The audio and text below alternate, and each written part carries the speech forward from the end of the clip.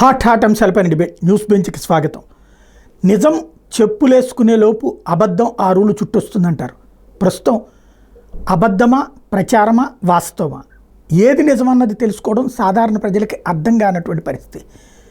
అందులో అంతర్జాతీయ రక్షణ సరిహద్దు వివాదాల గురించి పత్రికలు చెప్పేవే రైట్ అనుకుంటారు. ఇప్పుడు పత్రికలు, టీవీ ఛానళ్ళు ఎవరి ఎజెండాలతో వాళ్ళు పనిచేస్తున్నటువంటి వేళ వాస్తవం ఏంటో తెలుసుకోవడం కష్టమైపోతున్నటువంటి దశలో అలాంటి తెలుసుకునే ప్రయత్నం చేద్దాం.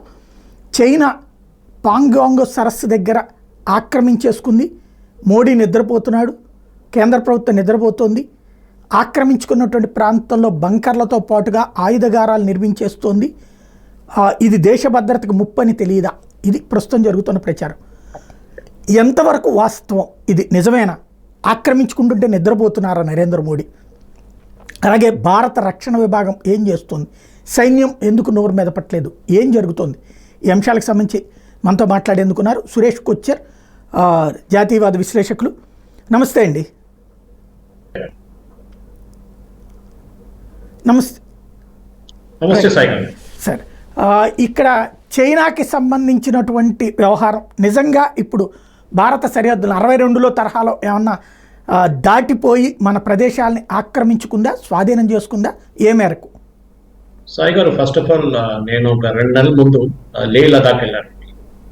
మీరు మాట్లాడుతున్న ఏరియాలంతా తిరిగారు, కానీ అక్కడ దాకా వెళ్ళలేకపోతాను. ఎందుకంటే చైనా బార్డర్ దాకా మనం వెళ్ళలేము. ఇప్పుడు ఆర్మీ ఫార్మేషన్స్ అని చెప్పి వెళ్ళలేమంట. ఇది సంఘం లే గురించి మాట్లాడారు. అది కాకుండా చాలా మటుకు పాసెస్ ఉంటాయి, మేజర్ పాసెస్. మన గల్వాన్ లాంటి మనం చూసాం, ఇట్లాంటి పాసెస్ ఉంటాయి. కానీ చాలా మటుకు మనం అర్థం చేసుకోవాలంటే, మనకు నెహ్రూ గారు ఉన్నప్పుడు 43,000 స్క్వేర్ కిలోమీటర్లు చైనాకి మనం ఒక తోఫాగా ఇచ్చేసాం, గిఫ్ట్గా ఇచ్చేసాం. పెట్టుకోండి, మీరు పండుగ చేసుకోండి అని చెప్పేసి. అది సైజ్గా చెప్పాలంటే ఒక మన హర్యానా రాష్ట్ర సైజ్తో ఒక దేశాన్ని మన చైనాకి ఇచ్చేసాం. ఇప్పుడు చూస్తున్న లదాఖ్ది మన దగ్గర ఉన్నది దాని హాఫ్ కూడా లేదండి. అంతే ఉంది మన దగ్గర. ఎందుకు ఇవ్వడం జరిగింది? అప్పుడు 62 వార్లో మనం ఓడిపోయాం. ఒకటి, ఈ లదాఖ్ అనేది టిబెటియన్ పాపులేషన్ చాలా ఎక్కువ. టిబెట్ నుంచి దలైలామా పారిపోయి వచ్చినప్పుడే మనకు దాని తర్వాత టిబెట్ గురించి ఉన్న ఇంపార్టెన్స్ తెలుసు. దానికన్నా ముందు టిబెట్ ఒక ఇండిపెండెంట్ కంట్రీగా ఉంది, కానీ దాన్ని చైనా ఆక్రమించింది. చైనాది ఒక ఓవరాల్ జియో పొలిటికల్, అది మనం 16th సెంచరీని చూసుకుంటూ వస్తే చైనాలో ఉన్న రాజులు ఎప్పుడు టిబెట్ మాదే. ఈవెన్ మన వైపున అప్పుడు లదాఖ్ అనేది లేదు కదా, మొత్తం ఒకటే టిబెట్ ఉంది. అప్పుడు ఇండియా అనేది భారతదేశం ఉండే, పాకిస్తాన్తో సహా, బంగ్లాదేశ్తో సహా, ఈవెన్ ఆఫ్ఘనిస్తాన్ కూడా మన దగ్గరే ఉంది. కానీ నెహ్రూ ఏమన్నారంటే, అప్పుడు 62లో ఓడిపోయినప్పుడు చైనా గుంజుకున్నారు ఈ ల్యాండ్ అంతా మన దగ్గర నుంచి, 43,000 స్క్వేర్ కిలోమీటర్ గుంజుకుని నెహ్రూ గారు ఏం చెప్పారంటే, అక్కడ ఏముంటుందిలే, అక్కడ తల మీద ఉన్న ఒక మన హెయిర్ లాంటి అక్కడ కూడా ఉండదు, అక్కడ వెళ్ళి మనం ఏం చేసుకుంటాం అన్నాడు. కరెక్టే, మీరు లేలో ల్యాండ్ చేయడానికి వస్తున్నప్పుడు మీకు అసలు ఏం కనిపించదు. మొత్తం కొండలు ఉంటాయి, దానిపైన స్నో పడి ఉంటుంది, ఏం కనిపించదు. పాపులేషన్ కూడా చాలా తక్కువ, 160,000 మంది ఉన్నారు లదాఖ్. నేను ట్రావెల్ చేసినప్పుడు చూసాను లేలో 2 నెలల ముందు మీరు చెప్పినట్లు. ఒక 25 కిలోమీటర్లు పోస్తే ఒక బండి కనిపిస్తుంది, అది కూడా ఆర్మీ బండి కనిపిస్తుంది. అంత తక్కువ పాపులేషన్ ఉందని. ఒకవైపు ఏమో కార్గిల్ ఉంటుంది, ఇంకొక ఏమో లే ఉంటుంది. దీన్ని మొత్తం కలిపి లదాఖ్ అంటారు ఏరియానంతగా. చైనా ఏమో లదాఖ్ వైపు నుంచి టువర్డ్ ఈస్టర్న్ లదాఖ్ నుంచి ఉంటుంది. ఇప్పుడు జరిగిన గొడవ కూడా మన దగ్గర ఇవాళ దాకా చైనాతోనే ఒక మ్యాప్ లేదు. లదాఖ్ ఎక్కడ ఎండ్ అవుతుంది, ఎక్కడ స్టార్ట్ అవుతుందని బ్రిటిష్ వాళ్ళు పెట్టిపోయిన పెద్ద ఒక ప్రాబ్లం. వాళ్ళు వెళ్ళేటప్పుడు 2-3 ఏరియాలు ఇట్లా చేసి వెళ్ళారు సాయి గారు. ఒకటి అరుణాచల్ ప్రదేశ్ వైపు మెక్మోహన్ లైన్ అని చెప్పి అక్కడ ఒక గొడవ, ఇక్కడేమో లదాఖ్ వైపు వీళ్ళు మనదా వాళ్ళదా అని చెప్పకుండా వాళ్ళు ఇచ్చేసి వెళ్ళిపోయారు. సరే, 62లో చైనా వాళ్ళు ఆక్యుపై చేసుకున్నారు. దాన్ని కాంగ్రెస్ వాళ్ళు మాట్లాడలేదు. ఏదో 5 కిలోమీటర్లు ఇక్కడ అక్కడ వెళ్ళంగానే వీళ్ళు గొడవ చేస్తారు. అక్కడ మెయిన్ ప్రాబ్లం ఏంటంటే, ఒక టొపోగ్రఫీ ఏంటంటే ఒక లైన్ డ్రా చేయలేదు సాయి, ఇది మాది అని చెప్పి ఒక గోడ కట్టలేదు. అట్లాంటి ఒక ప్రదేశం అన్నమాట. అక్కడ మొత్తం కొండలు ఉంటుంది. అది కాకుండా అక్కడ చిన్న చెరువులు ఉంటుంది, పెద్ద నదులు ఉంటుంది అక్కడ. అట్లాంటి పరిస్థితుల్లో అక్కడైతే బార్డర్ అనేది ఉండదు. ఇప్పుడు కాదు, మనం ఏ రోజు మన ఇండిపెండెన్స్ మనకు వచ్చిందో 40 ఏళ్ళు, ఆ రోజు నుంచి మన ఆర్మీ అక్కడికి వెళ్తారు, వాళ్ళ ఆర్మీ ఇక్కడికి వస్తారు, 5 కిలోమీటర్లు అక్కడ ఇక్కడ నడుస్తుంటది. అది కాకుండా ఈ కమాండోస్ నడుమిట్లో ఒక హాట్ లైన్ ఉంటుంది. ఏమైనా గొడవ జరిగిన ఈ కమాండర్ చైనీస్ కమాండర్కి ఫోన్ చేస్తారు, లేకపోతే చైనీస్ కమాండర్ ఈ కమాండర్కి ఫోన్ చేస్తారు. మనందరికి తెలుసు మన దగ్గర జరిగిన బ్యాటిల్ క్యాషువాలిటీస్ లో కూడా ఈ లద్దాఖ్ లో జరిగిన దాంట్లో చాలా మంది మన సైనికులు అప్పుడు చనిపోయారు 2 సంవత్సరాలు. దాంట్లో కూడా మనం ఏం జరిగిందంటే మన టెరిటరీ ఎక్కడ ఉంది, వాళ్ళ టెరిటరీ ఎక్కడ ఉంది అనే క్లారిటీ లేదు. మన దగ్గర ఉన్న పబ్లికేషన్స్ సాయి గారు మీ అందరు తెలుసు, చైనా డబ్బులు ఇచ్చి రాపిస్తున్న చాలా పబ్లికేషన్స్ మన దగ్గర ఉంది. మన దేశంలో ఉన్న సైన్యం, మీరు అడిగిన ప్రశ్నకి మన సైన్యం ఎందుకు జవాబు ఇవ్వట్లేదు? సైన్యం వాళ్ళ పొలిటికల్ పొజిషన్ లేదు, వాళ్ళు ఎప్పుడు జవాబు ఇయ్యరు సైన్యం. అది డిఫెన్స్ మినిస్ట్రీ రోల్. ఒక నార్దర్న్ కమాండ్ వచ్చి మీకు చెప్పరు, మేము అట్లా ఈ 5 కిలోమీటర్లు అక్కడ వెళ్ళాం, మేము వాళ్ళని కొట్టొచ్చాము, లేకపోతే వాళ్ళు మమ్మల్ని కొట్టారని చెప్పరు. వాళ్ళు వాళ్ళ లెవెల్లో డీల్ చేసుకో, వాళ్ళకి ఇచ్చిన ఒక ఫ్రీడమ్ ఉంది మనకి. అదే మనం చూడాల్సింది లదాఖ్. ఈ గొడవ కూడా ఇప్పుడు కాదు, రాహుల్ గాంధీ చూడండి, ఎప్పుడైనా చైనా వాళ్ళు ఇక్కడ వచ్చినప్పుడు పెద్ద గొడవ చేస్తారు. చైనా వాళ్ళు వచ్చి ఇక్కడ కూర్చున్నారు 5 కిలోమీటర్లు, ఏం చేస్తున్నారు మన భారతదేశంలో అంటే ఆయనకి మన ఆర్మీ మొరాల్ని దెబ్బతీయడానికి చూస్తున్నారు. ఎందుకంటే చైనా ఇక్కడ వచ్చి కూర్చుంటే ఎక్కడ కూర్చోలేదు, వాళ్ళు ఎక్కడున్నారు అక్కడే ఉన్నారు.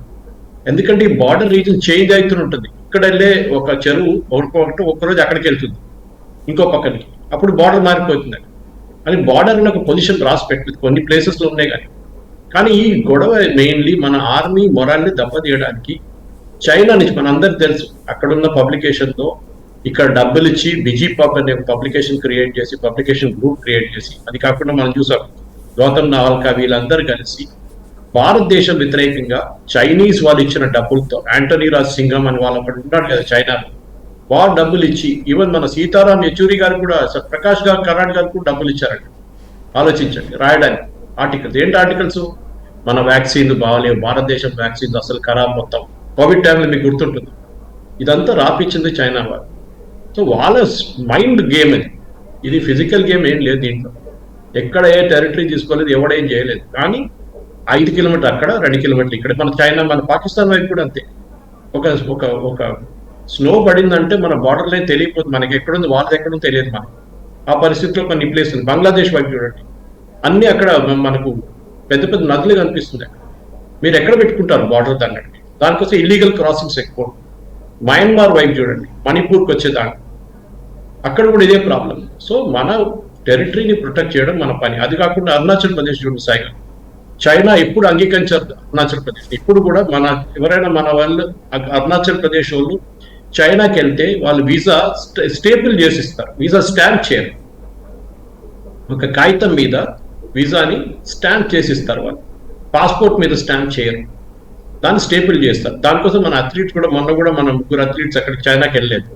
ఎందుకంటే గవర్నమెంట్ ఆఫ్ ఇండియా పొజిషన్ చాలా క్లియర్, అరుణాచల్ ప్రదేశ్ మన రాష్ట్రం, మనదే, భారతదేశాన్ని.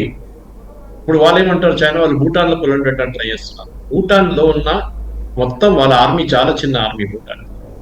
అక్కడున్న ఆర్మీ పొజిషన్స్, అక్కడున్న డిఫెన్సివ్ పొజిషన్స్ అంతా చూసుకుంటుంది ఇండియన్ ఆర్మీ, భారతదేశంలో. వాళ్ళ గవర్నమెంట్తో ఎప్పటి నుంచో మనకు అగ్రిమెంట్. మనం భూటాన్కి వెళ్తే మీరు ఎంతో చూస్తారు, ఇండియన్ ఆర్మీ ట్రక్స్ వెళ్తూనే ఉంటుంది. సో అక్కడున్న అది సెక్యూరిటీ కూడా మనం మెయింటైన్ చేసుకోం. అది డోక్లా ఉండొచ్చు, ఎక్కడైనా ఏరియాలో మనతో చైనాతో అక్కడ కూడా గొడవలు నడుస్తుంది. నేపాల్ ఒకటి ఉంది, నేపాల్లో కూడా చైనీస్ వాళ్ళు చాలా మటుకు డబ్బులు పెడుతుంది, కావాలని చెప్పి ఇన్ఫ్లుయెన్స్ చేస్తున్నారు నేపాలీస్ గవర్నమెంట్. అక్కడ ఒక కమ్యూనిస్ట్ కూడా ఉన్నాడు, మీకు గుర్తుంటుంది, ప్రశాంత్, ఇప్పుడున్న ప్రధానమంత్రి. సో అట్లాంటి పొజిషన్లో చాలా మటుకు చైనా వాళ్ళు ఏం చేస్తున్నారంటే మైండ్ గేమ్ రాదు, డబ్బులు ఇచ్చి ఆర్టికల్స్ రాపిస్తుంది. అది కాకుండా రాహుల్ గాంధీతోని మన అందరికి తెలుసు ఫేమస్ పిక్చర్ ఒకటి ఉంది, MOU సైన్ చేస్తుంది చైనీస్ వాళ్ళతో, అది కూడా చేశారు. సో మనం ఒక జర్నలిస్ట్ గా చూసుకుంటున్నప్పుడు మన ఇక్కడ కూర్చొని, హైదరాబాద్ లో కూర్చొని, లేకుంటే ఎవడైనా రాసేటోడు ఇద్దరు అడగండి, ఈ బార్డర్ లైన్ ఎక్కడుందని చెప్పండి, ఈ లేక్ ఎక్కడుందని చెప్పండి, ఈ లేక్ మీద బార్డర్ ఉందని చెప్పండి, వాడికి ఏం తెలియదు. ఏమైంది బాబు ఎట్లా తెలిసి, ఎవడో చెప్పాడు నేను రాశానంట. ఇది పరిస్థితి. రైట్. అంటే ఈ ప్యాంగ్యాంగ్ సరస్సు దగ్గర అప్పట్లో కూడా జరిగింది ఏంటంటే, వాళ్ళు మన దగ్గరికి దాటి వచ్చేసారు, సరస్సు దాటి, సరస్సు అంతా మాదేనన్నారు. ఆ సరస్సులో వాళ్ళు ఒక రూట్ కూడా తయారు చేస్తున్నారు, ఒక ట్రాన్స్పోర్టేషన్, వాళ్ళకి చైనా నుండి నేరుగా వచ్చేటందుకు ట్రాన్స్పోర్టేషన్ అని చెప్పారు. అదే సందర్భంలో అదే సరస్సులో మన వాళ్ళు పడవలేసుకుని తిరిగి చూపించారు అప్పట్లో. ఇప్పుడు ఆ సరస్సు ఓపెన్గా ఉందా, వాళ్ళ చేతుల్లో ఉందా?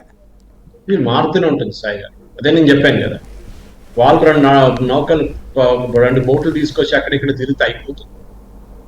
ఒక్కొక్కసారి వాళ్ళ మీటింగ్ కూడా, భారతదేశం జరిగే మీటింగ్ లో వాళ్ళ బండి మన టెరిటరీకి వస్తుంది, వాళ్ళ కమాండర్ వస్తారు మన దగ్గర. సో ఇది మైండ్ గేమ్. చైనా ఇది మనతో ఒకటే కాదు, ఈ గొడవ చైనాకి ఫిలిప్పీన్స్ తో ఉంది. మీరు సౌత్ చైనా సీలో చూడండి, ఫిలిప్పీన్స్ నుంచి వచ్చే ఏ నౌకాని వాళ్ళ లోపలికి రానియట్లేదు, ఏ బోట్కి రానియట్లేదు చైనీస్ ఏరియాలో. అంటే వాళ్ళు ఏమంటారు, మాదే టెరిటరీ, మొత్తం సౌత్ చైనా సీ అంతా మాదే అంటారు. దాని తర్వాత జపాన్తో గొడవ ఉంది చైనాకి, రష్యాతో గొడవ ఉండే దీనికన్నా ముందు. కానీ ఇప్పుడు రష్యా వాళ్ళు ఇద్దరు ఫ్రెండ్స్ బాయ్ బాయ్ అయిపోయి యుక్రెయిన్ వాడతారు. సో ఈ పరిస్థితుల్లో మనం ఈ చిన్న ఇష్యూని పెద్ద చేయడంలో మన భారతదేశంలోనే కొన్ని పొలిటికల్ పార్టీస్కి కావాలి. ఎందుకంటే వాళ్ళు మోదీ గారిని తిట్టడం కోసం చేస్తారు ఇదంతా. మోదీ గారు ఏం చేస్తున్నారు? దీనికన్నా ముందు నెహ్రూ గారు 43,000 స్క్వేర్ కిలోమీటర్ ఇచ్చినప్పుడు ఎవరు మాట్లాడలేదు.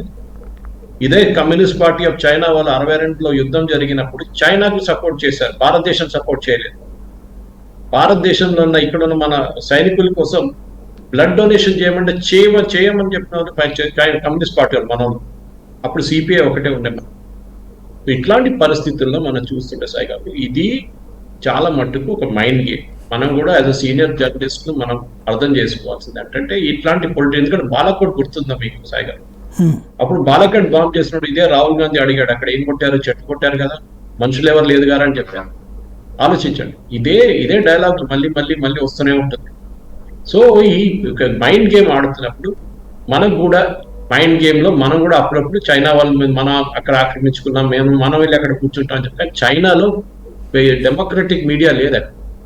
అక్కడ ఒకటే పార్టీ, ఒకటే న్యూస్ పేపర్, ఒకటే పొలిటికల్ ఎస్టాబ్లిష్మెంట్. వాళ్ళు ఏం కావాలంటే చేసుకోవచ్చు. మన దగ్గర అట్లా కాదు కదా.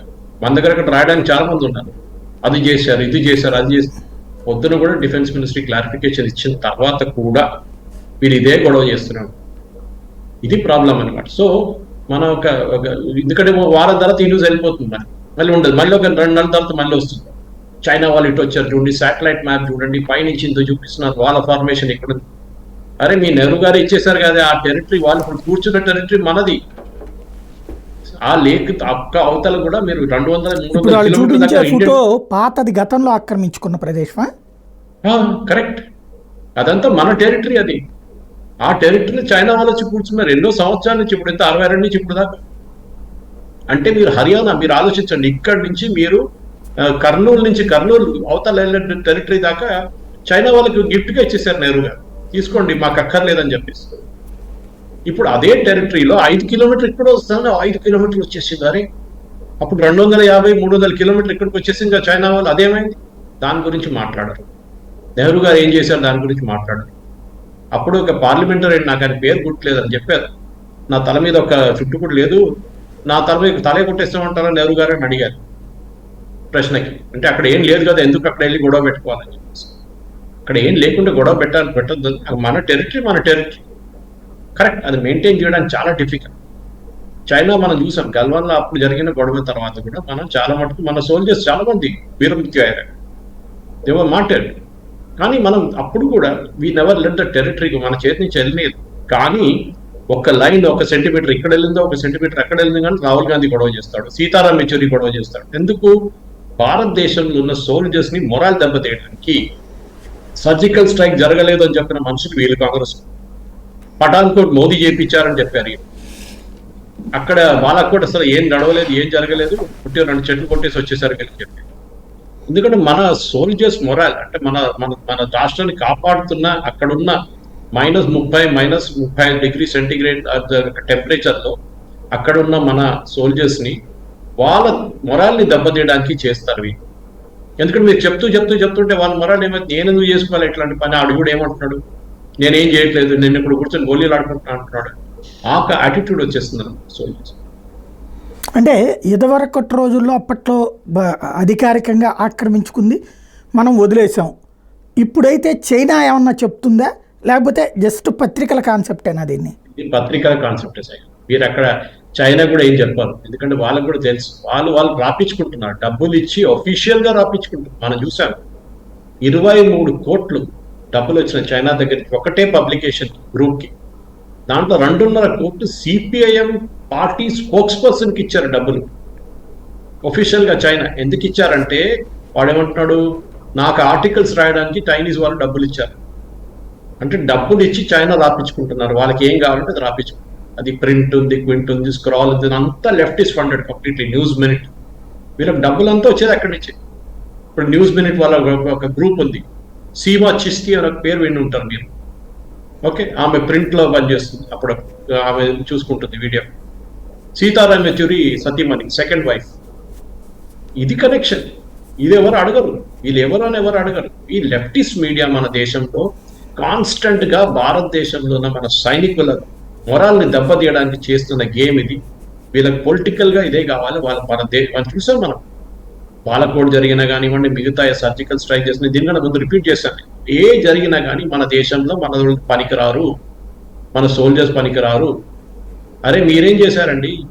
జమ్మూ కాశ్మీర్ చూడడానికి చాలా బాగుంటుంది, హాఫ్ ద కాశ్మీర్ వాళ్ళ దగ్గర ఉంది, పాకిస్తాన్ దగ్గర ఉంది, ఇటువైపు లద్దాఖ్ది హాఫ్ అక్కడ వెళ్ళిపోయింది, మన దగ్గర చిన్న ఒక ముక్కే ఉంది జమ్మూ కాశ్మీర్, కానీ మ్యాప్ లో మనం మొత్తం చూపిస్తాం. అది ఇది మన మన ప్రేక్షకులు కూడా అర్థం చేసుకోవాలి. ఎవరు ఇచ్చారు ఈ గేమ్, ఎవరు ఆడారు? ఇది నెహ్రూ ఆడిన గేమ్. ఏం పోతుంది, చీనీ చీనీ భాయ్ భాయ్ అని చెప్పి 62 వారు ఓడిపోయారు, 65 ఓడిపోయారు. ఆయనకేం పోయిందండి? మన చేతి నుంచి ఆ టెరిటరీ మొత్తం పోయింది. 43,000 స్క్వేర్ కిలోమీటర్లు. ఆలోచించి ఎంత పెద్ద దేశం ఉండేది, ఎంత పెద్ద రాజ్యం ఉండేది. దాన్ని ఎవడు అడగట్లేదు. అంటే ఇక్కడ సమస్య ఎక్కడ వస్తుందంటే, అది ఇన్నేళ్ళు భారతీయ జనతా పార్టీ అడిగింది కాబట్టి ఇప్పుడు భారతీయ జనతా పార్టీ కాపాడలేకపోతుంది సరిహద్దులని అని కదా ఎవరు అంటున్నారు? కాంగ్రెస్. అక్కడ వెళ్ళారు ఎవరైనా? చూసారు ఎవరైనా? ఏది అక్కడ వెళ్ళారు ఎవరైనా? అక్కడ వెళ్ళి నిలబడి చూసారు, టేప్ మెజర్ చేసుకొని చూసారు, చైనా వాళ్ళు ఇక్కడ వచ్చారు వీళ్ళు. ఇది ఎవడో ఒకటి చెప్తున్నాడు, దాన్ని రిపీట్ చేస్తున్నారు. ఎవడో ఒక శాటిలైట్ ఇమేజరీ తీస్తున్నాడు. ఆ ఇమేజరీ ఎప్పుడు తీసుకున్నాడు ఎవరికి తెలియదు, ఎన్ని సంవత్సరాలు పాతది అది తెలియదు, అది ఎక్కడుందో తెలియదు. ఏదో 2 బ్యారక్లు చూపించేసి 10 లారీలు శాటిలైట్ ఇమేజ్, ఈ ఇమేజెస్ సప్లై చేస్తున్నా కూడా చైనీస్ వాళ్ళే, మన వాళ్ళు కాదు. మన ఇండియన్ గవర్నమెంట్ ఎప్పుడు శాటిలైట్ ఇమేజ్ మన పబ్లికేషన్స్ ఇయ్యరు. సప్లై చేస్తున్నా కూడా చైనా వాళ్ళు. చైనా నుంచి వచ్చిన అక్కడ గ్లోబల్ టైమ్స్ అనే పబ్లికేషన్, వాళ్ళ సోషల్ మీడియా హ్యాండిల్, అది చైనీస్ గవర్నమెంట్ హ్యాండిల్. వాళ్ళు మన దగ్గర ఉన్న పబ్లికేషన్స్ కి ఈ ఇమేజెస్ పంపిస్తారు. చూడండి, మేము 35 కిలోమీటర్ ఇక్కడికి వచ్చేసాం, మీ రాజ్యం ఏం చేయట్లేదు మమ్మల్ని. అప్పుడు ఏం చేస్తారు, ఇక్కడ ఉన్న డబ్బులు ఒక్కొక్క పీస్ కి డిజిపబ్ వాళ్ళ publication, news minute, Dhanya Rajender వాళ్ళు 30,000 రూపాయలు ఇస్తున్నారు సాయి గారు ఒక్కొక్క ఆర్టికల్ రాయడానికి భారతదేశం వ్యతిరేక. 30, అది already it is admissible in the court, evidence గా వచ్చింది. FCRA ఆపేశారు వాళ్ళని. సో ఇట్లాంటి డబ్బులు తీసుకుని రాస్తున్న వాళ్ళు మన దేశంలో చాలా మంది ఉన్నారు. అట్లాంటి పబ్లికేషన్స్ కూడా ఉన్నారు. కరణ్ థాపర్ లాంటి ఉన్నారు, రాజ్దీప్ సర్దేశాయ్ లాంటి ఉన్నారు. వీళ్ళ పని ఇది. డబ్బులు ఆలోచించండి. రాజ్దీప్ సర్దేశాయ్ లాంటి ఒక జర్నలిస్ట్ కి 54 కోట్ల ఇల్లు ఉంది ఢిల్లీలో. మీకు మాకు ఉంటుందండి?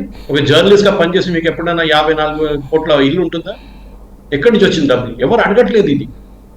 ఎందుకంటే పొలిటీషియన్స్ దగ్గర ఒకటే అడుగుతారు మీరు వీళ్ళని కూడా అడగాలి. మీడియా వాళ్ళు కూడా ఎక్కడి నుంచి వచ్చింది మీకు డబ్బులు, ఎవరు ఇచ్చారు మీకు డబ్బులు అడగాల్సిందే. ఎందుకంటే మీకు ఉద్యోగం చేస్తున్నాడు, మీకు ఒక జీతం ఉంటుంది. మనం అంతే, నేను నా దగ్గర మర్సిడీస్ బెంజ్ లేదు, ఏం లేదు, గేటెడ్ కమ్యూనిటీ లేదు, ఒక ప్లాట్ కూడా తీసుకోలేదు నేను గవర్నమెంట్ దగ్గర నుంచి. ఎందుకంటే మన ఎథిక్స్ అని ఒకటి ఉంటుంది మనకి, అది చాలా ఇంపార్టెంట్. కానీ మన దగ్గర ఉన్న జర్నలిస్ట్ చాలా మంది, ఈ న్యూస్ రాస్తున్న వాళ్ళంతా ఇదే వాళ్ళ పని, డబ్బులు తీసుకొని రాయడం. నేను చెప్పట్లేదు, ఇది ఆల్రెడీ న్యూస్ మినిట్ కేసులో వచ్చింది. దానికన్నా ముందు మనం చూసాం ఇట్లాంటి పబ్లికేషన్స్ అక్కడ డబ్బులు తీసుకొని రాస్తున్న దాంట్లో గౌతమ్ నావల్కా లాంటి మిగతా వాళ్ళందరూ జైలుకి వెళ్ళారు. ప్రబీర్ పుత్కాస్ట్ ఆయన వెళ్ళాడు, జైలుకి వెళ్ళాడు. వీళ్ళందరూ పని ఇదే కదా. రైట్. ఇక్కడ ఇదే కాకుండా ఇంతకుముందు కాశ్మీర్ విషయం దగ్గర కూడా అదే పరిస్థితి వచ్చింది. సరిహద్దు కొంత స్వాధీనం చేసుకుంది, మనం దాన్ని వెనక్కి తీసుకోలేదు అన్నట్టు. ఇంకోటి తీవ్రవాదుల నియంత్రణ అన్నటువంటిది ఒక పెద్ద గీత గీసాం మనం, అక్కడంతా ఫెన్సింగ్ ఏర్పాటు చేసాం అని చెప్తూ వచ్చాం. కానీ మళ్ళీ తీవ్రవాదులు వచ్చారు, అటాక్స్ చేశారు. ఎలా సాధ్యమవుతుంది? అన్ని 100% ఫెన్సింగ్ లేదు సాయి. కొన్ని ప్లేసెస్లో ఫెన్సింగ్ ఉండదు. కొన్ని ప్లేస్ ఏం చేస్తారంటే వీళ్ళు వచ్చే రూట్ కూడా వీళ్ళు డొమెస్టిక్ టెర్రరిస్ట్ ఉంటారు. అంటే కాశ్మీర్లో ఉన్న ఉగ్రవాదులు ఉండి ఇవాళ చూసాం మనం, 6 చంపారు. ఎక్కడ దొరికారు? ఒక ఇంటిలో ఒక కబోర్డ్ వెనక ఒక సపరేట్ చేంబర్ క్రియేట్ చేసుకున్నారు. వాళ్ళు దాచుకున్నారు దాని లోపల. ఆర్మీ వాళ్ళ మీద దాడి చేసి వచ్చి దాని లోపల దాచుకుంటున్నారు. అంటే అక్కడున్న ఇంటి ఆయన కూడా దీనితోని they are hands in glove అంటారు ఇంగ్లీష్. అంటే వాళ్ళతోని వాళ్ళ ఈ ఉగ్రవాదులతో వాళ్ళు కూడా చేస్తున్నారు. లోకల్ సపోర్ట్ లేకుండా మీకు ఏ టెర్రరిస్ట్ యాక్టివిటీ చేయలేరు సార్. వాళ్ళు పట్టించడానికి కానీ వాళ్ళు సపోర్ట్ చేయడం, ఈ రెండు లోకల్ సపోర్ట్ కావాల్సింది. ఇంటెలిజెన్స్ ఏజెన్సీస్ ఏం చూస్తారు, ఆర్మీ వాళ్ళు ఇట్లాంటి ఇంటెలిజెన్స్ ఇన్పుట్స్ ఎక్కడి నుంచి వస్తుందంటే లోకల్ అక్కడ ఉన్న మనుషుల దగ్గర, వాళ్ళ దగ్గర సపోర్ట్ తీసుకొని ఈ ఇంట్లో ఉగ్రవాదులు ఉన్నారు, ఈ ఏరియాలో వాళ్ళు కనిపించారంటే అక్కడ పార్ట్మెంట్ సెర్చ్ పెడతారు. ఉగ్రవాదం అనేది మనం ఇజ్రాయెల్లో చూస్తున్నాం సాయి గారు, ఎక్కడ వెళ్ళలేదు. ఇప్పుడు మనం ఒక మిగతా దేశాలు తీసుకుంటే ఎక్కడైనా కానీ టెర్రరిజం అనే ప్రాబ్లం ఉంటుంది. అంటే మీకు ఒక ఇంకో దేశం వ్యతిరేకంగా మీ వ్యతిరేకంగా ఉన్నప్పుడు టెర్రరిజం డెఫినెట్ గా నడుస్తూనే ఉంటుంది. పాకిస్తాన్ వాజ్ క్రియేటెడ్ అనే 2 నేషన్ థియరీ. అంటే వాళ్ళు ముస్లిమ్స్ కోసం రాజ్యం కావాలని అడిగారు జిన్నా. భారతదేశంలో ఓటింగ్ పెట్టారు 1946లో. ఆ ఓటింగ్ లో 95% ముస్లిమ్స్ ఓట్ చేశారు, మాకు సపరేట్ దేశం కావాలని చెప్పి. కానీ ఇక్కడి నుంచి వెళ్ళినారు 60% కూడా వెళ్ళలేదు. ఆ మిగతా వాళ్ళు ఇక్కడ ఉండి గొడవ చేస్తారు, అక్కడ ఉండి అక్కడ వాళ్ళు ఇక్కడ గొడవ చేస్తారు. కానీ మీకు చాలా మంది తెలుసు సాయి గారు, అప్పుడున్న ఉగ్రవాదం అంటే మనం మాట్లాడుతున్న 80లో 90లో జరిగిన షేక్ అబ్దుల్లా, ఈ నెహ్రూ ఒక రిలేషన్షిప్ ఉండే చూడండి, దాంతో మొదలైంది ఈ ప్రాబ్లం అంతా. ఏక్ రాజ్ అంటే ఇద్దరు ప్రధానమంత్రులు, ఇద్దరు జెండాలు, ఇద్దరు నేషనల్ అంతా, రెండు నేషనల్ అంతా ఎట్లా పెట్టుకుంటారండి అంటే దానికోసం ఆర్టికల్ 370 తీసేశారు. టెంపరీ ప్రొవిజన్ తీసుకొచ్చి పర్మనెంట్ ప్రొవిజన్ చేసిన మనుషులు వీరు. సుప్రీంకోర్టుకి వెళ్ళారు, ఏమైంది? సుప్రీంకోర్టు కొట్టిపడేసింది కదా ఆ కేసు. ఇది ప్రాబ్లం. సో కాశ్మీర్లో కూడా ఉగ్రవాదం అనేది మనం చూసాం. ఇప్పుడు మీకు ఒక్క కేసు రాళ్ళు కొడుతున్న కేసు ఎప్పుడైనా విడగొడుతుందా సాయి గారు? దీనికన్నా ముందు ఎవ్రీ ఫ్రైడే ప్రేయర్స్ కానీ లేకుంటే ఎవరైనా టెర్రరిస్ట్ ని ఎన్కౌంటర్ చేస్తున్నప్పుడు రాళ్ళు విసురుతారు వీళ్ళు వచ్చి. కానీ డిమానిటైజేషన్ తర్వాత ఈ రాళ్ళు విసరడం బంద్ అయిపోయింది. ఎందుకు? 500 రూపాయల నోటు పాకిస్తాన్ వైపు నుంచి వస్తుంది. గవర్నమెంట్ ఆఫ్ ఇండియా ఏ రోజు డిమానిటైజేషన్ పెట్టిందో దాని తర్వాత ఇవాళ దాకా ఒక్క ప్లేస్ లో కూడా రాళ్ళు విసరడం లేదు, బంద్ అయింది మొత్తం. టెర్రరిస్ట్ అటాక్ తగ్గింది, కానీ ఉంటుంది, ఎక్కడ వెళ్ళదు. ఎందుకంటే వీళ్ళది టెర్రరిస్ట్ ఏం కావాలంటే పబ్లిసిటీ కావాలి. ముందు ఎట్లా ఉండే లైవ్ టెలికాస్ట్ చేస్తుండే మన గ్రూప్, మన టెలివిజన్ వాళ్ళే లైవ్ టెలికాస్ట్ చేస్తుండే. ఇప్పుడు లైవ్ టెలికాస్ట్ లేదు కదా, అది బంద్ చేసేసారు కదా. అప్పుడు వాళ్ళ పబ్లిసిటీ తగ్గింది. ఇప్పుడు డెఫర్డ్ టెలికాస్ట్ అంటారు, అంటే గంట సేపు తర్వాత చూపిస్తారు విజువల్స్. సో టెర్రరిజం భారతదేశంలో చాలా మటుకు మనం దాన్ని తగ్గించాం, ఎస్పెషల్లీ జమ్మూ కాశ్మీర్లో. లద్దాఖ్లో ఆ వైపు టెర్రరిజం ప్రాబ్లమే లేదు. అది కాకుండా మన నార్త్ ఈస్టర్న్ స్టేట్స్లో మనకి ఎప్పటి నుంచో ప్రాబ్లం ఉంది. అది మీరు పద్మనాభయ్య గారి దగ్గర అడగవచ్చు, ఆయన నాగాలాండ్ ఎక్స్పర్ట్, ఆయన చెప్తారు దాని గురించి. అది కాకుండా మణిపూర్లో ఇప్పుడున్న సిచ్యువేషన్ కాదు, అది అరుణాచల్ ప్రదేశ్లో అక్కడ చైనా వాళ్ళు చాలా మటుకు మన దేశానికి ముందు బంధువులు డైరెక్ట్ గన్ సప్లై చేస్తుంటారు. ఇప్పుడు వాళ్ళు బంద్ చేసేసి సూపర్ మార్కెట్ పెట్టుకున్నారు చైనా వైపు. ఎవరి దగ్గర డబ్బులు ఉంటే వెళ్ళి కొనుక్కోవచ్చు అక్కడ కూడా ఇష్యూ ఉంది. కానీ అక్కడ కూడా చాలా మటుకు తగ్గింది నార్త్ ఈస్ట్, ముందులా కాదు. మణిపూర్లో మొన్న కూడా జరిగినటువంటి ఎన్నికల్లో భారతీయ జనతా పార్టీ ఓటమి పాలైంది. అక్కడ కాంగ్రెస్ పార్టీకి సంబంధించి గెలిచినటువంటి పరిస్థితి, అంటే కాంగ్రెస్ సపోర్ట్తో అంటారు. రెండవది, ఇప్పుడు రాహుల్ గాంధీ అక్కడికే వెళ్తూ ఉన్నారు. మణిపూర్ సమస్య మళ్ళీ ఫ్లేరప్ అవుతోందా, లేకపోతే అక్కడ పర్టికులర్గా మతపరమైనటువంటి వివక్ష కారణంగానే ఈ దాడులు జరుగుతున్నాయి అనుకోవాలా? నేను చెప్పలేదండి, ఇది క్రిస్టియన్ గ్రూప్ కేరళ నుంచి చెప్పారు. దీపికా అని చెప్పి వాళ్ళ పబ్లికేషన్ ఉంది, సిరియన్ క్యాథలిక్ చర్చ్, అక్కడ అన్నిటికంటే పెద్ద చర్చ్ వాళ్ళు చెప్పారు. ఇది ఒక రిలీజియస్ ఫైట్ కాదు, హిందువులు క్రిస్టియన్స్ కాదు, ఇది అక్కడున్న 2 గోత్ర విభాగాలు నడుస్తున్న గొడవ, ఇప్పుడు కాదు. అదే మోదీ గారు చెప్పారు, 50లో 60లో కూడా గొడవలు జరిగినాయి, అక్కడ ఎంతో మంది చనిపోయారు. అప్పుడు మాట్లాడిన రాహుల్ గాంధీ ఇప్పుడు మాట్లాడుతున్నాడు. ఇప్పుడు కూడా అక్కడ ఏం జరుగుతుంది, ఎందుకు కాంగ్రెస్ గెలిచారంటే అక్కడ ఉన్న మీటీ టెర్రరిస్ట్ గ్రూప్ ని ఆర్మీ మొత్తం కొట్టి పడేశారు. మీటీ వాళ్ళకు ఒక టెర్రరిస్ట్ గ్రూప్ ఉండే, వాళ్ళు ఏం చేస్తారంటే ఈ కుకీస్ ని అటాక్ చేయడానికి వాళ్ళు వాడుకుంటారు. ఆ గ్రూప్ ని అరికెట్టారు, గవర్నమెంట్ టఫ్ గా ఉన్నారు.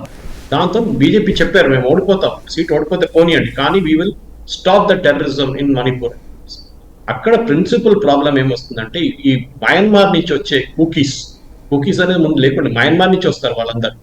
వాళ్ళకి 16 కిలోమీటర్లు ఒక ఓపెన్ కారిడోర్ ఉంది వాళ్ళకి, అంటే మన దేశాన్ని లోపలికి 16 కిలోమీటర్లు రావచ్చు పాస్పోర్ట్ లేకుండా.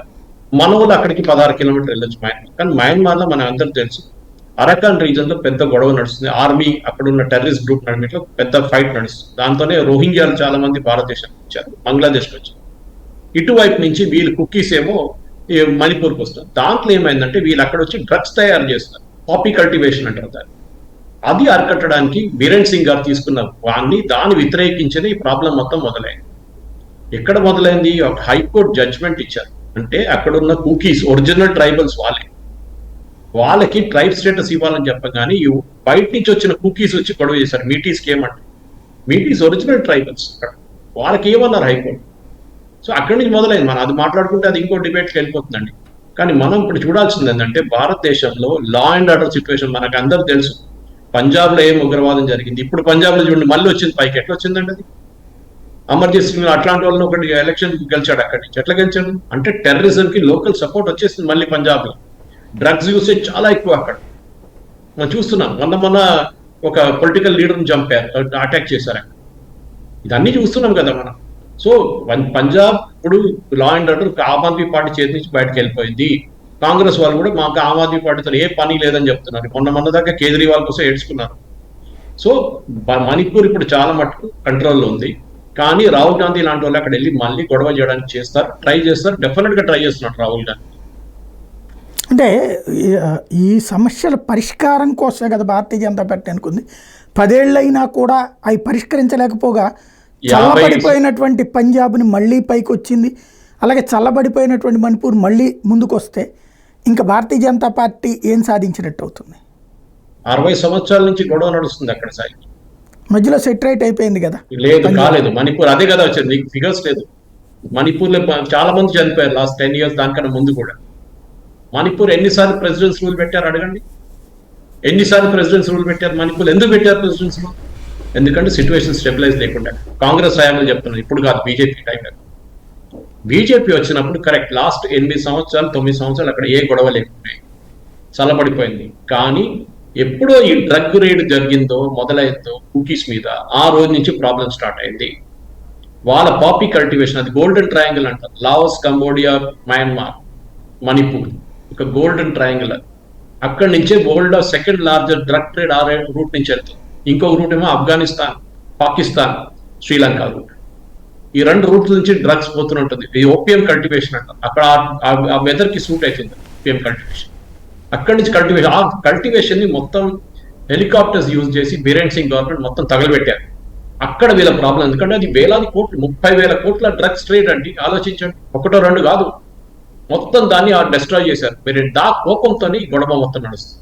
ఎందుకంటే వాళ్ళకి అక్కడ ఉద్యోగం ఏం లేదు, వాళ్ళ పని ఇది డ్రగ్స్. అది ప్రాబ్లం, కుకీస్ చేస్తున్న మెయిన్ ప్రాబ్లం. ఇది పంజాబ్ది అక్కడ గవర్నమెంట్ చూసుకోవాలి కదండి. స్టేట్స్ లా అండ్ ఆర్డర్ అనేది స్టేట్ సబ్జెక్ట్. అంటే అక్కడ వర్కౌట్ కానప్పుడు ఏం చేయాలి? సెంట్రల్ ఇన్వాల్వ్ అయ్యేది ప్రెసిడెంట్స్ రూల్ పెట్టమంటారు, పెట్టైనా చేయాలి కదా, లేకపోతే అట్లాగా అక్కడ ఏదో అవుతుంది అనుకుంటే ఇదే కాంగ్రెస్ వాళ్ళు, ఇదే ఆమ్ ఆద్మీ పార్టీ వాళ్ళు మళ్ళీ వెళ్తారు సుప్రీంకోర్టు. మా గవర్నమెంట్ ఇక్కడ వచ్చి వీళ్ళు మొత్తం ప్రెసిడెంట్స్ రూల్ పెట్టేశారని చెప్పేసి. లా అండ్ ఆర్డర్ బ్రేక్ డౌన్ అయితే డెఫినెట్ గా చేయొచ్చు, కానీ స్టేట్ గవర్నమెంట్ కి రెస్పాన్సిబిలిటీ ఉంది కదా. కానీ మీరు ఎలక్షన్ గెలుస్తూనే టెర్రరిస్ట్ సపోర్ట్ తో గెలిచారు, మళ్ళీ మీరు ఏం చేస్తారు? ఏం చేయలేరు. మీరు పులి మీద ఎక్కిన కేసు అయిపోయింది, దిగలేరు. మా పులి ఏమో మిమ్మల్ని తీసుకెళ్ళిపోతుంది, రేపు దిగితే తినేస్తుంది మిమ్మల్ని. ఆ పరిస్థితికి వచ్చారు. ఇంగ్లీష్లో అంటారు, you play with the fire and you die with the fire. అదే మీరు మంటతో ఆడుకుంటే అదే మంటతో చనిపోతారు. మీరు కత్తి తీసుకుని ఆడుకుంటే అదే కత్తితో చనిపోతారు. మీరు అదే పరిస్థితి కాంగ్రెస్ ఇప్పుడు అక్కడ ఆమ్ ఆద్మీ పార్టీ దగ్గర. ఎందుకంటే వీళ్ళు ఇదే టెర్రరిస్ట్ గ్రూప్స్ తో సపోర్ట్ తీసుకొని, ఖాళిస్తానీ సపోర్ట్ తీసుకుని వీళ్ళు ఎలక్షన్ గెలిచారు. ఇప్పుడు వీళ్ళు ఏం చేయాలని అర్థం కావట్లేదు వీళ్ళకి.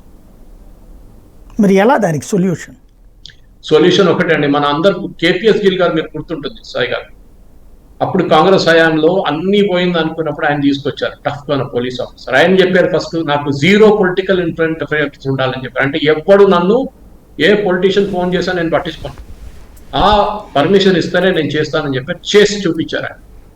పంజాబ్ లో ఈ సిచ్యువేషన్ ఇంకా ఇప్పుడు మనం చూస్తున్న ఖాళిస్తానీ ఫండింగ్ వచ్చేదంతా కెనడా నుంచి వస్తుంది వాళ్ళకి. అమృత్ పాల్ సింగ్ లాంటి వాళ్ళు ఎలక్షన్ గెలుస్తున్నారు. ఆలోచించారు, ఉగ్రవాది ఎలక్షన్ గెలిచి పార్లమెంట్ లో కూర్చున్నాడు అంటే ఇప్పుడు అఫ్కోర్స్ వాడు జైల్లో వాపస్ వెళ్ళిపోతున్నాడు, కానీ చెప్తున్నాను సిచ్యువేషన్ హైపోథెటికల్ సిచ్యువేషన్ అన్నమాట. అది ఆలోచించాలి. రైట్. ఇక మరొక కీలకమైనటువంటి అంశం, ప్రధానమంత్రి నరేంద్ర మోడీ రష్యా టూర్కి వెళ్ళారు. అదే సందర్భంలో ఆస్ట్రియా కూడా వెళ్ళబోతున్నారు. ఏంటి ఈ టూర్ని ఎలా చూడాలి? రష్యా టూర్ ఒక స్ట్రాటజిక్ అండి. ఆస్ట్రియా అనేది ఇంకో మాట. ఆస్ట్రియాకి ఐ థింక్ 23 సంవత్సరాలు అనుకుంటాను సాయి గారు, నాకు ఎగ్జాక్ట్లీ గుర్తులేదు. కానీ ఇందిరాగాంధీ గారు వెళ్ళిన తర్వాత ఒక్క ప్రధానమంత్రి కూడా ఆస్ట్రియాకి వెళ్ళలేదు. ఆలోచించండి ఎంతమంది ప్రధానమంత్రులు వచ్చి వెళ్ళారు అప్పుడు. దాని తర్వాత రాజీవ్ గాంధీ గారు ఉన్నారు, చంద్రశేఖర్ ఉన్నారు, దాని తర్వాత ఇందర్ కుమార్ గుజరాల్, దేవగౌడ, నరసింహారావు, మన్మోహన్ సింగ్, వీళ్ళు ఎవ్వరు కూడా ఆస్ట్రియాకి వెళ్ళలేదు. ఆస్ట్రియా అంటే ఎవడు వెళ్తాడు ఎక్కడికి అని చెప్పేసి. దుబాయ్ 10 సార్లు వెళ్తారు కానీ ఇక్కడ పక్కన బ్రిటన్ కి 10 సార్లు వెళ్తారు కానీ ఆస్ట్రియాకి వెళ్ళలేదు. సరే ఆస్ట్రియాని పక్కన పెడతారు, కానీ Russia visit is very strategy. ఎందుకంటే రష్యాకి ఇప్పుడు ఎవరు వెళ్ళట్లేదు. ఎవరో మన నార్త్ కొరియన్ వాళ్ళు వెళ్తారు, చైనా వాళ్ళు వెళ్ళారు, పాకిస్తానీ ప్రైమ్ మినిస్టర్ వెళ్తారు, కానీ మిగతా అది యుఎస్ కానివ్వండి యూరోపియన్ నుంచి ఎవరు రారు కూడా. ఎందుకంటే వాళ్ళు ఒక బ్యాన్ పెట్టారు, ఫ్లైట్లు బ్యాన్ చేశారు, స్విఫ్ట్ కరెన్సీ నుంచి వాళ్ళని బ్యాన్ చేశారు, స్విఫ్ట్ ట్రాన్సాక్షన్స్ నుంచి అన్ని చేశారు. సో భారతదేశం నుంచి మోదీ గారు ఎందుకు వెళ్తారు? ఒకటి ఒక సమ్మిట్ అక్కడ ఉంది, దానికి పుటిన్ గారు ఇన్వైట్ చేశారు, మోదీ గారు వెళ్తున్నారు 2 రోజులు, ఇవాళ రేపు.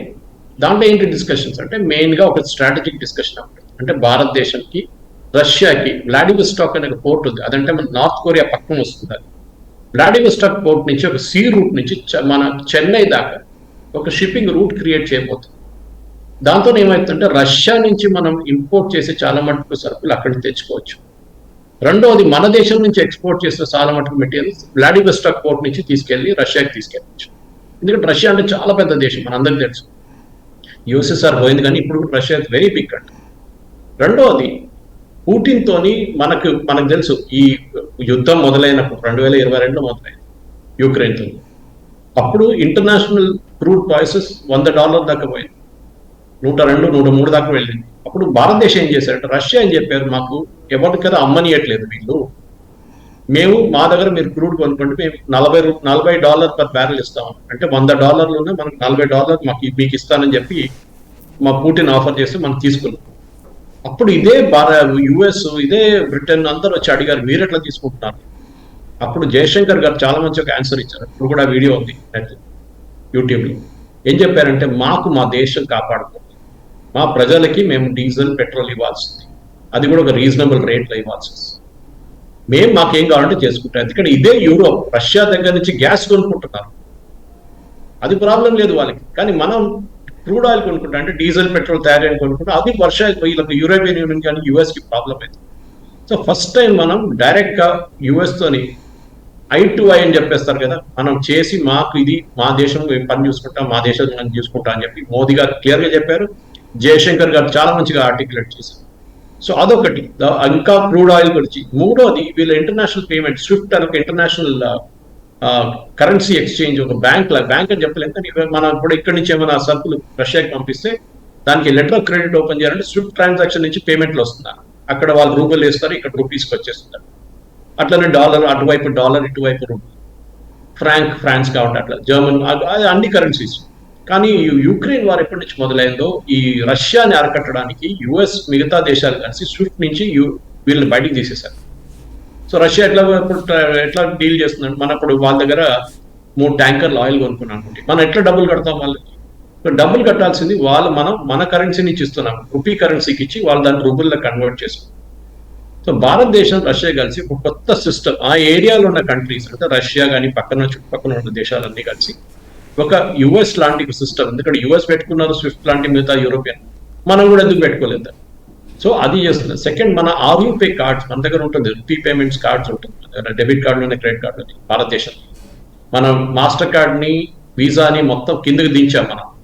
ఎందుకంటే వీళ్ళు ఒక్కొక్క ట్రాన్సాక్షన్కి 2% తీసుకుంటుంటాయి. ఏది మర్చెంట్ దగ్గర ఎవడు ఈ కార్డు యూజ్ చేసుకుంటున్నాడు అంటే ఏ ఎస్టాబ్లిష్మెంట్, ఏ సరుకు దుకాణం, ఎవరో మాల్ ఉండొచ్చు, చిన్న కిరాణా దుకాణం, వాళ్ళు ఈ కార్డు స్వైప్ చేస్తే వాళ్ళు 2% అంటే ₹100కి ₹2 వాళ్ళు ఈ వీసాకి మాస్టర్ కార్డ్కి ఇవ్వాలి. ఏం చేస్తారు?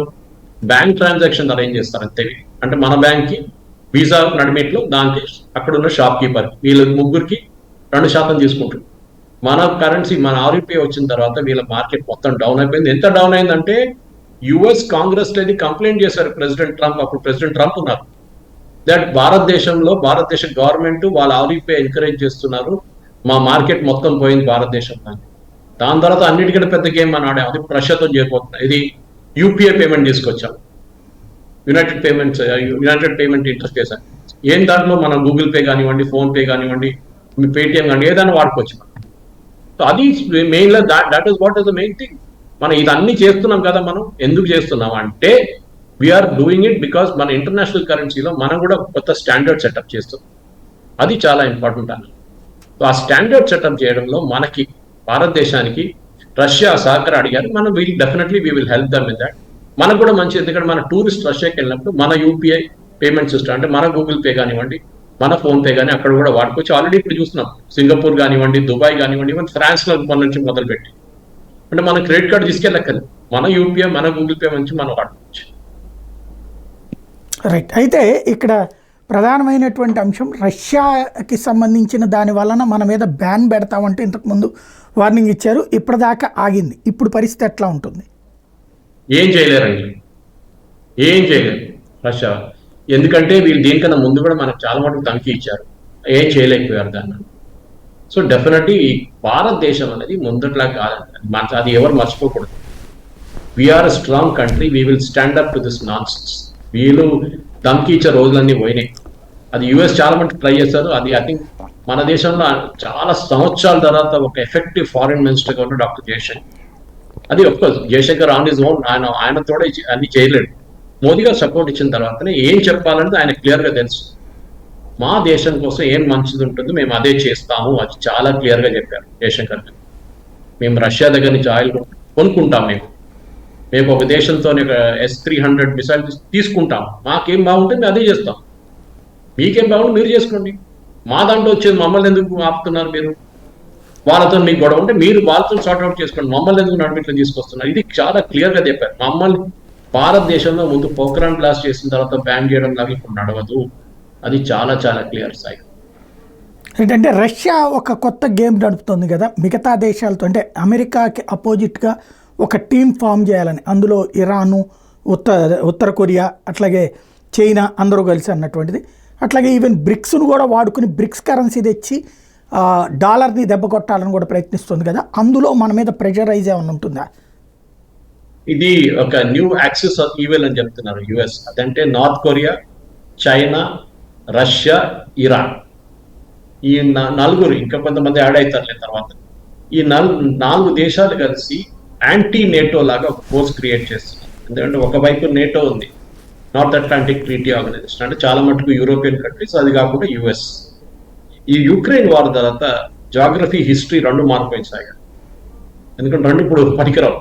ఎందుకంటే మనం చూసాం యుఎస్ ఫోర్సెస్, యుఎస్ ఎంత డబ్బులు పెడుతున్నారంటే యుక్రెయిన్లో, వాళ్ళ దగ్గర ఉన్న అన్ని మిసైల్స్ ఇస్తున్నారు, యూరోప్ కూడా చేస్తున్నాం. కానీ ఇప్పుడు కొత్త ప్రధానమంత్రి వచ్చినప్పుడు యూకేలో ఆయనేమంటున్నాడు, మేము ఇంత డబ్బులు ఎందుకు ఖర్చు పెడుతున్నాం, ఎవడో కొట్టుకుంటున్నాడు, ఎవడో చేస్తున్నాడు, మేమెందుకు మా ప్రజల డబ్బులు ఎందుకు దీంట్లో పెట్టాలి? ప్రెసిడెంట్ ట్రంప్ కూడా వస్తే ఇదే అడగబోతుంది, ఎందుకు పెట్టాలి? ఎవరు ఈ యుద్ధం ఎక్కడికి వెళ్ళట్లేదు, 2 సంవత్సరాలు అయింది, 3 సంవత్సరాలు అయితే ఎక్కడికి యుద్ధం అక్కడ ఉంది, అక్కడే ఉంది అంతే. ఉన్నదన్నీ అక్కడ, ఇక్కడ 100 మంది వస్తుంటే ఇక్కడ 100 మంది వస్తుంది అంతే. ఎవరికి అడ్వాంటేజ్ లేదు, ఎవరికి డిఫీట్ లేదు, ఇది జరుగుతుంది. సో డెఫినెట్ గా ఒక యాక్సిస్ క్రియేట్ అయిపోయింది వీళ్ళు. ఎందుకంటే చైనా చిన్న దేశం కాదు, రష్యా కూడా చిన్న దేశం కాదు. రష్యాకి కొంచెం ఫైనాన్షియల్ క్రంచ్ ఉంది, ఎందుకంటే ఈ పర్టికులర్ అటాక్ జరిగిన తర్వాత, యుక్రెయిన్ వార్ జరిగిన తర్వాత వాళ్ళ ఫైనాన్షియల్ చాలా దెబ్బతింది. కానీ నార్త్ కొరియా లాంటి దేశాలు కానీ చైనా లాంటి దేశాలు వాళ్ళు సపోర్ట్ చేస్తున్నారు. నార్త్ కొరియా వాళ్ళ దగ్గర ఉన్న ఆయుధాలన్నీ పంపిస్తున్నారు, అది చేస్తున్నారు. రైట్. అంటే అందులో మనల్ని చేర్చుకోరా ఇప్పుడు మోడీ మీద భారతదేశం దాంట్లో వెళ్ళి, ఎందుకంటే మనం వీ షుడ్ బి సెన్సిబుల్. ఎందుకంటే మనకు చైనాతో కూడా పెద్ద గొడవ ఉంది కదా సైగల్, మనందరికి తెలుసు. మనం ఎందుకు దాంట్లో వెళ్ళి పడాలి? మనకు వీల్ రిమైన్ న్యూట్రల్, మన పని చూసుకుంటాం, మనకి ఎక్కడి నుంచి అడ్వాంటేజ్ వస్తుందో అది తీసుకుంటాం, అది మనం చూసుకోవాలి. కానీ దాంట్లో వెళ్ళి మళ్ళీ మనం తలపెట్టక్కర్లేదు, మనతో గొడవ లేదు, వాళ్ళు కొట్టుకుని వాళ్ళు చేస్తారు. మరొక ప్రధానమైన అంశం, ఓ పక్కన మీరు ఇందాక చెప్పినట్టుగానే ఉక్రెయిన్ వార్ అన్నటువంటిది యూరోప్ కంట్రీస్కి భారం అయ్యింది. అలాగని ఆపలేరు, ఏదో ఒక రీజన్ని వెతుకుతూ ఉన్నారు. కొన్ని రోజులు డబ్బులు ఇస్తారు, కొన్ని రోజులు ఆపుతారు, అట్లాగా నడుస్తూ ఉంది. ఇటు రష్యాకి భారం అయ్యింది. ఏమన్నా రష్యా త్రూ ఇండియా ద్వారా లేదా అమెరికా త్రూ ఇండియా ద్వారా ఏమన్నా ఈ మధ్యలో శాంతి చర్చల వైపుకి తీసుకెళ్లే అవకాశం ఏమైనా ఉందా త్రూ మోడీ ద్వారా? సాయిగారు, ఫస్ట్ ఈ యుద్ధం ఎందుకు మొదలైంది మనం అర్థం చేసుకోవాలి. నేటోని రష్యా బోర్డర్ దగ్గర తీసుకొస్తా అన్నారు యుక్రెయిన్, అంటే నేటో మెంబర్ కాకుండా. నేటో మెంబర్షిప్ తీసుకున్నాడు, ఏమైతుందంటే రష్యా పక్కన నేటో వచ్చి కూర్చుంటుంది. రష్యా ఏమన్నారు, మీకు యుక్రెయిన్కి నేటో మెంబర్షిప్ ఇవ్వకూడదు, మా దగ్గర నుంచి ఒక 100 కిలోమీటర్ దాకా నేటో ఉండకూడదు, నేటో ఫోర్సెస్ ఉండకూడదు. నేటో అంటే ఒక రాష్ట్రం కాదు కదా, ఒక అలయన్స్. బ్రిటన్ కానివ్వండి, ఫ్రాన్స్ కానివ్వండి, వీళ్ళందరూ దాంట్లో ఒక అలయన్స్ కావాలి, ఈవెన్ యుఎస్. సో ఆ గొడవ నుంచి మొదలైంది. ఇప్పుడు కూడా రష్యా ఏమంటున్నారంటే, మీరు నేటోని మా పక్కన రానియకండి, మాకు గొడవ లేదు, కానీ మీరు మా పక్కన వచ్చి కూర్చుంటే మేము ఒక 100 కిలోమీటర్ వాళ్ళు ఆల్రెడీ ఆక్యుపై చేసుకున్నారు. డాన్స్క్ లాంటి రీజన్, మిగతా అన్ని రాష్ట్రాల పక్కన యుక్రెయిన్లో ఉన్న రీజన్స్. ఒక వాళ్ళకి బఫర్ జోన్ క్రియేట్ చేస్తున్నారు. ఇప్పుడు భారతదేశం పాకిస్తాన్ అనుకోండి, మనకి పాకిస్తాన్ గొడవ అంటే మనం ఏం చేస్తాం, నడిమిట్లో ఒక దేశం ఉందనుకోండి, దాన్ని ఏం చేస్తాం, బఫర్ జోన్ లాగా క్రియేట్ చేస్తాం.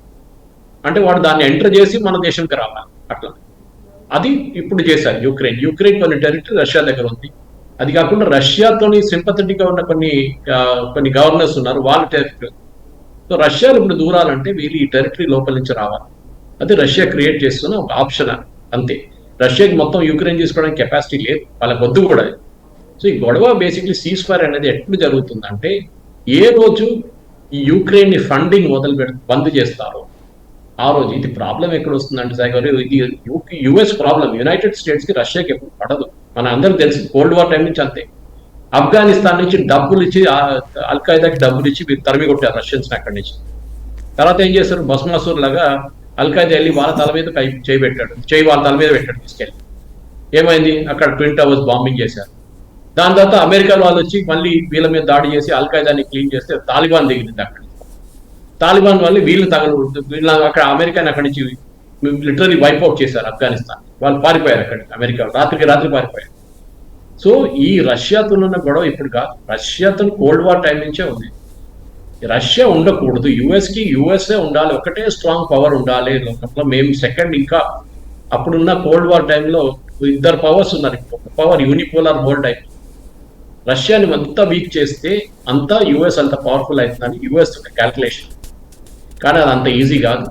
రష్యా అంటే చిన్న రాజ్యం కాదు, వాళ్ళ దగ్గర ఉన్న న్యాచురల్ రిసోర్సెస్ చాలా ఇంపార్టెంట్. యూరోప్ బతకాలంటే వాళ్ళు న్యాచురల్ గ్యాస్ మీద బతుకుతున్నారు. రష్యా ఏ రోజు వాళ్ళ ట్యాప్ బంద్ చేస్తారో యూరోప్ ఖతమైపోతుంది. అంటే రష్యా ఇప్పుడు ఉన్నటువంటి సిచ్యుయేషన్లో ఆర్థిక పరిస్థితుల నుంచి తట్టుకోవడం కోసం అన్న కొన్ని రోజులు గ్యాప్ కావాలని నేను కోరుకోదా? రష్యాకి కరెక్ట్, రష్యా టైట్ సిచ్యువేషన్ ఉంది, దాని డౌట్ లేదు. కానీ రష్యా ఇప్పుడు కూడా వాళ్ళ గ్యాస్, వాళ్ళ ఆయిల్, ఇంకా న్యాచురల్, దానికోసం వ్లాడివోస్టాక్ గురించి మాట్లాడాను సాయి గారు. వ్లాడివోస్టాక్ పోర్ట్ నుంచి భారతదేశానికి వాళ్ళు ఎక్స్పోర్ట్ చేస్తే, రష్యా నుంచి వాళ్ళు బయటికి ఎక్స్పోర్ట్ చేస్తే మనకి ఇంపోర్ట్ చేసుకుంటారు. మనకు చాలా చీప్ రేట్లో అక్కడ ఉన్న న్యాచురల్ మినరల్స్ చాలా దొరకచ్చు రష్యా నుంచి. ఎందుకంటే రష్యా అన్ని టెరిటరీ మొత్తం ఆక్యుపై, చాలా మటుకు న్యాచురల్ రిసోర్సెస్ ఉన్నాయి వాళ్ళకి. అది మనం అక్కడి నుంచి తెప్పించుకోవచ్చు. రష్యా ఏం చూస్తున్నారంటే, మాకు డబ్బులు ఎక్కడి నుంచి వస్తే అది చూస్తున్నాం. మాకు డాలర్లు కావాలని లేదు, మాకు మీరు రూబుల్ ఇవ్వండి, రూపీ పేమెంట్ ఇవ్వండి, కానీ మాకు డబ్బులు కావాలి. అది వాళ్ళు చేస్తే ఎన్ని రోజులు వీళ్ళ అసెట్స్, రష్యన్ అసెట్స్ సీజ్ చేసి పెట్టుకుంటారంటే ఏదో ఒక రోజు. ఇప్పుడు మనం చూసాం, వియట్నాంలో చూసాం. యుఎస్ ఒక మాట గుర్తుపెట్టుకోవాలి సాయి గారు, వాళ్ళు ఎప్పుడు వాళ్ళ దేశంలో యుద్ధం చేయరు, వాళ్ళు మిగతా దేశాలెత్తి యుద్ధం చేస్తారు యుఎస్. అది వాళ్ళ స్ట్రాటజీ. వియట్నాం కానివ్వండి, మీరు ఇథియోపియా కానివ్వండి, మీరు సొమాలియా కానివ్వండి, ఎక్కడ ఆఫ్ఘనిస్తాన్ కానివ్వండి, ఇరాక్ కానివ్వండి, వాళ్ళు ఎప్పుడు అమెరికా వాళ్ళ దేశంలో ఒకటేసారి జరిగింది వాళ్ళ దేశం మీద యుద్ధం. అది పర్ల్ హార్బర్ మీద జాపనీస్ వాళ్ళు దాడి చేశారు. అది ఓన్లీ చిన్న ఒక అటాక్ ఉండే అంతే. కానీ అదే first time America, second time of course twin towers మీద ఒక టెర్రరిస్ట్ అటాక్ జరిగింది. ఈ 2 సార్లే అమెరికా మీద దాడి డైరెక్ట్ గా జరిగింది. లేకుంటే అమెరికా ఎప్పుడు వెళ్ళి 3వ దేశంలో వెళ్ళి కొట్టుకుంటారో ఆ దేశం మొత్తం ధ్వంసం చేసి బయటకు వచ్చేస్తారు. రైట్. ఫైనల్గా ఒకటి చెప్పండి, ఆస్ట్రియా టూర్ ఇప్పుడు పెట్టుకోవడానికి ఏమైనా రీజన్ ఉందా? ఏం లేదు. ఆస్ట్రియా అంటే ఇప్పుడు నేను చెప్పాను కదా, ఇప్పుడు దాకా ఎవరు వెళ్ళలేదు చాలా రోజుల నుంచి. ఇందిరాగాంధీ తర్వాత ఆల్మోస్ట్ 23 ఇయర్స్, 23 సంవత్సరాల దాకా ఎవరు వెళ్ళలేదు. వెళ్ళడం మంచిదే, ఎందుకంటే యూరోప్ లో కూడా మన ఇన్ఫ్లుయెన్స్ మనం పెట్టుకోవాలి. ఎందుకంటే భారతదేశంలో చాలా మంది ఎక్స్పాట్రియట్స్ అక్కడ కూడా ఉంటారు. అక్కడి నుంచి ఇన్వెస్ట్ చేస్తున్నారు భారతదేశంకి వచ్చి. ఎందుకంటే మనం థర్డ్ లార్జెస్ట్ ఎకానమీ అంటాం. అక్కడి నుంచి వచ్చి ఇన్వెస్ట్ చేసిన ఇక్కడ ఇన్వెస్ట్ చేయాలి. మన రిలేషన్షిప్ కూడా బిల్డప్ చేసుకోవాలి. మోదీ గారు అదే ట్రై చేస్తున్నారు. ఆయన ఏ దేశంకి వెళ్ళినా కానీ మొత్తం హోంవర్క్ చేసి వెళ్తారు. అంటే ఏముంది, మనం ఏం చేయొచ్చు, వాళ్ళు మనకి ఏం చేయొచ్చు, మనం వాళ్ళకి. ఎందుకంటే ఇప్పుడు అన్ని గవర్నమెంట్స్, ఏ ప్రెసిడెంట్, ఏ ప్రైమ్ మినిస్టర్ ఎక్కడికి వెళ్ళినా వాళ్ళొక బిజినెస్ మ్యాన్ లాగా వెళ్తారు. అమెరికన్ ప్రెసిడెంట్ భారతదేశానికి వస్తే వాళ్ళ ఎన్ని ప్లేన్లు అమ్మొచ్చు, ఎన్ని బోయింగ్లు అమ్మొచ్చు, ఎన్ని ఫైటర్ ఎయిర్క్రాఫ్ట్లు అమ్మొచ్చు, ఎన్ని మిసైల్ సిస్టమ్స్, ఇదే చూస్తారు. అట్లనే మన అక్కడికి వెళ్ళినప్పుడు మన సాఫ్ట్వేర్ ఎంత అక్కడ అమ్మొచ్చు, మన ఫార్మాస్యూటికల్స్ ఎంత అక్కడ అమ్మొచ్చు, ఇది చూస్తాం. అక్కడ వెళ్ళి ఫోటో ఆపర్చునిటీ చేయగలుగుతాం, నవ్వుకుంటాం, అది చేస్తాం, డిన్నర్ అరేంజ్ చేస్తాం, అంతా ఉంటుంది. కానీ commercial is the main thing today. మన దేశం నుంచి మనం ఏం ఎక్స్పోర్ట్ చేయొచ్చు, వాళ్ళు అక్కడి నుంచి ఎంత ఇంపోర్ట్ చేయొచ్చు, మనకేం కావాలి, వాళ్ళ దగ్గర ఉన్నాయి, మనకు అడ్వాంటేజ్ వస్తుంది.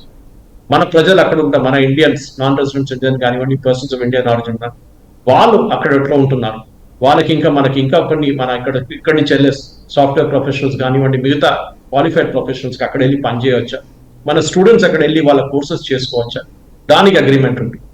అక్కడ న్యాచురల్లీ అది, ఎందుకంటే ఏ దేశం అని అది, ఇప్పుడు మోదీ గారు ఎక్కడ వెళ్ళినా కూడా, ఈవెన్ యూఏకి వెళ్ళినప్పుడు మనం చూసాం, ఖతర్కి వెళ్ళినప్పుడు మనం చూసాం, ఇది ఎక్కడ వెళ్ళినా కానీ ఇట్ ఇస్ అ మోర్ ఒక డిప్లొమాటిక్ స్టేట్మెంట్ కన్నా ఎక్కువ ఒక ఎకనామిక్ స్టేట్మెంట్ చేస్తాం.